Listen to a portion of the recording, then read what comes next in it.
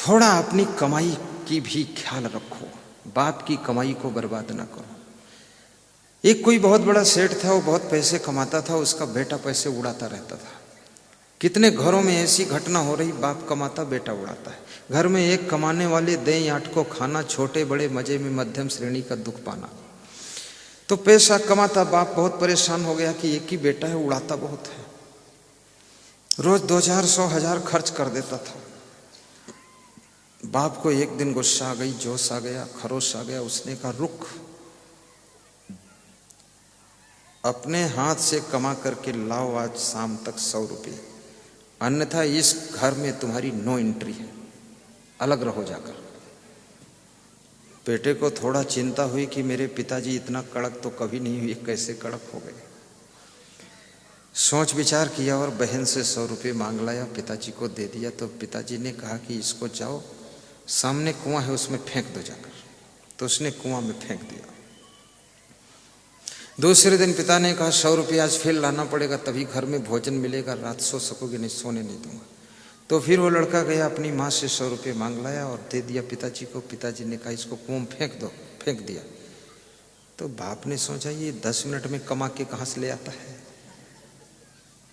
तो पूछा तू लाता कहाँ से है? बोले फर्स्ट दिन बहन से लिया था और सेकंड दिन माँ से लिया था। तो सेठ ने अपनी पत्नी से कहा कि तेरे को रुपया देना है, तू भी निकल जा घर से बाहर। और बेटी से कहा तू भी अगर इसको पैसा देगी तो भी बाहर निकल जा, यहाँ रह नहीं सकती। ऐसे ढंग से डांटा।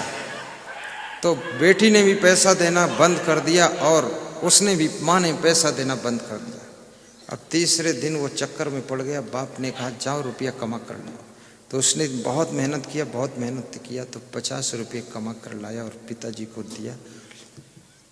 बोरे ढोने का काम किया, क्योंकि पढ़ा लिखा था नहीं, बेअकल आदमी था। तो बोरा ढोया, दिन भर हमाली का काम किया। बाप को दिया तो बाप ने कहा इसको कुआं में डाल दो जाकर। तो बोला कुआं में नहीं डालूंगा, दिन भर बोरा ढोया। तो बाप ने कहा आज पैसे की कीमत पता चल गई तुमको। ऐसे मैं भी बहुत मेहनत करके कमाता हूं, तो उड़ाता है। अब अपनी कमाई उड़ा, तब तेरे को पता चलेगा। याद रखना, माँ बाप की कमाई को उड़ाना मत, फिजूल में खर्च मत करना, बर्बाद मत करना। एक एक रुपया जोड़ जोड़ करके तुम्हारी जिंदगी के लिए रखा है। उस पैसे को बीड़ी, सिगरेट, गांजा, चरस, तंबाकू, अफीम, गुटखा और दारू पीने में बर्बाद मत कीजिए। माँ बाप की कमाई से उनके लिए अच्छा कमरा बना दीजिए, अच्छा लेट बाथ बना दीजिए, उनके लिए अच्छा बेड डालिए, उनके लिए अच्छा कूलर और एयर कंडीशन लगा दीजिए, उनके लिए अच्छी कार ले आइए। याद रखना, शराब मत पियो। अगर खर्च करना है पैसा तो कार खरीदो, अच्छा मकान बनाओ और मुझे भुला करके कौशल कुमार साहू, उमा साहू जैसे सत्संग कराओ तो जीवन धन्य हो जाएगा। गलत काम के लिए पैसा खर्च करना हो तो कंजूस बन जाइए, मक्खी चूस बन जाइए, कौड़ी मत खर्च कीजिए।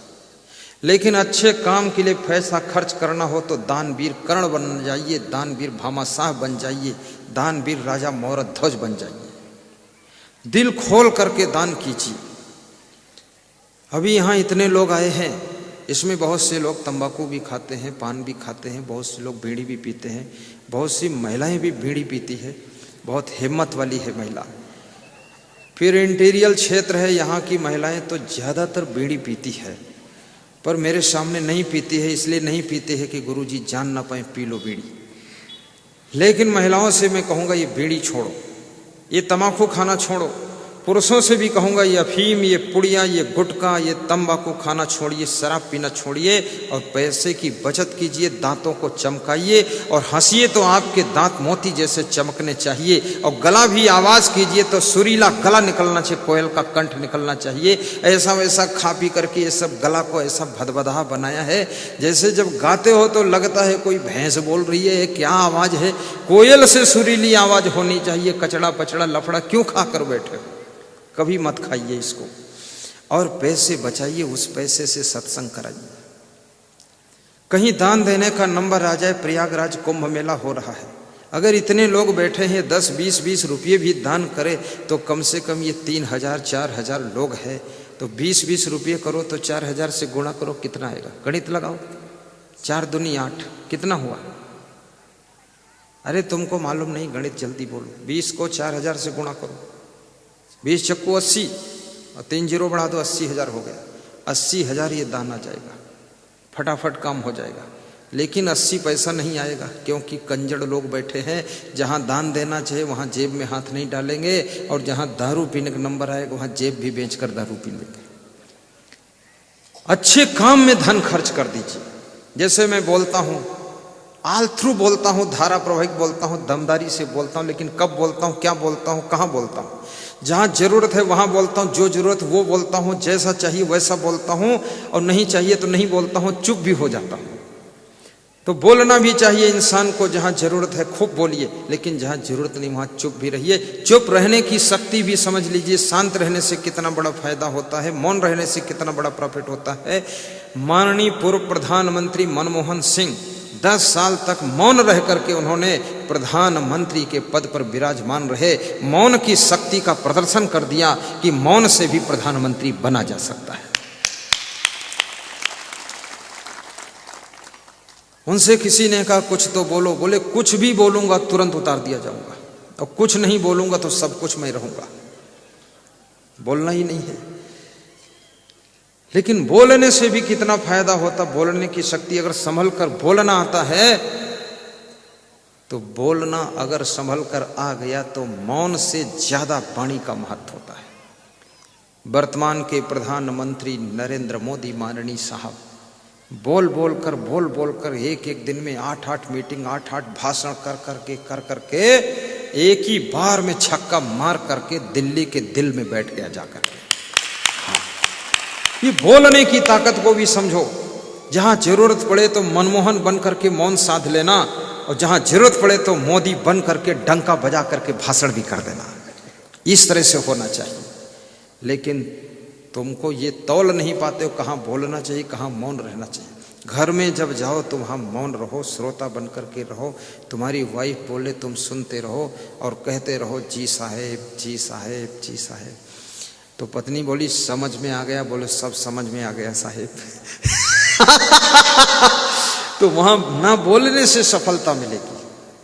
वहाँ ज्यादा बोलोगे तो फिर तर्क वितर्क होगा, कुतर्क होगा, झगड़ा होगा।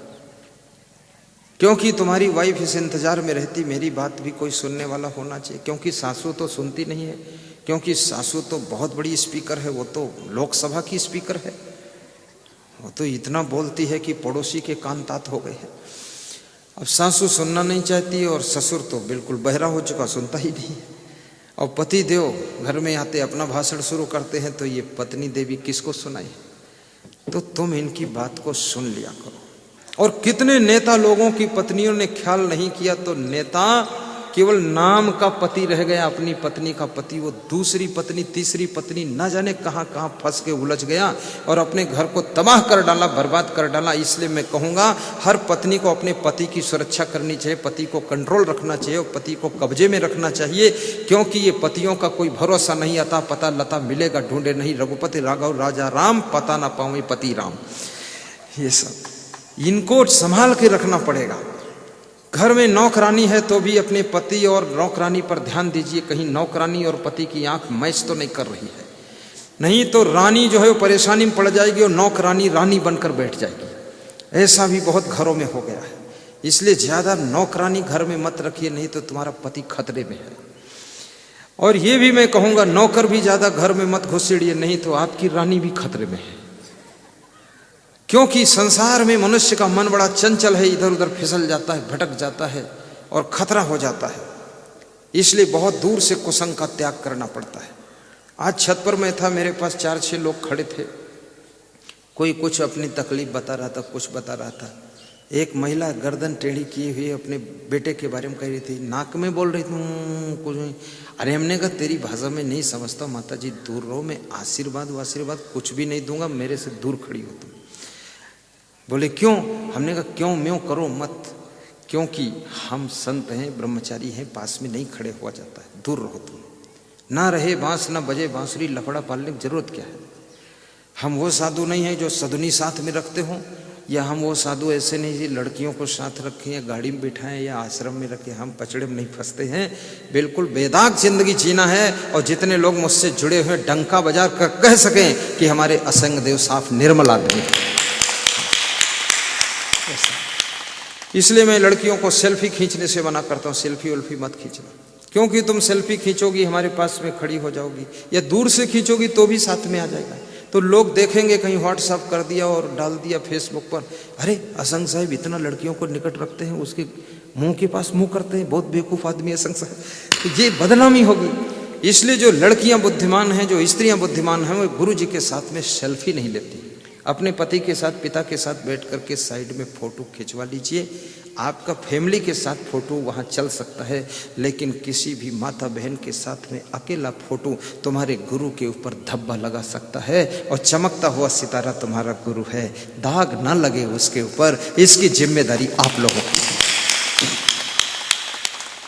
जिम्मेदारी आपकी भी है कि नहीं है बताओ। तो ऐसा जीवन होना चाहिए।